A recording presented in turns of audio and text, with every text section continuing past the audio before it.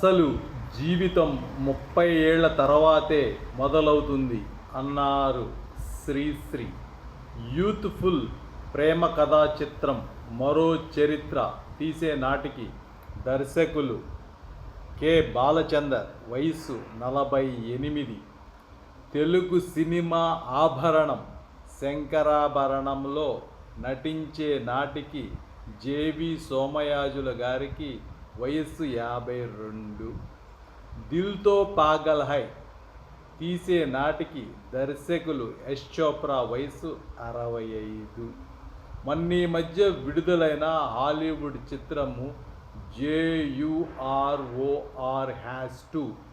దర్శకత్వం వహించిన Clint east would వయస్సు 94.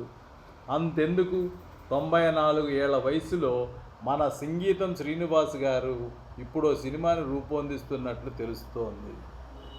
చిన్న వేషాలు వేసిన అమ్రీష్ పూరి మెయిన్ విలన్గా రాణించింది 50 ఏళ్ళు పైబడిన తర్వాతే. 70 ఏళ్ల వయసులో రవీంద్రనాథ్ ఠాగూర్ సంగీతం నేర్చుకొని మరీ సక్సెస్ అయ్యారు. 75 ఏళ్ల వయసులోనూ పికాసో ఉత్తమ చిత్రాలు గీశారు.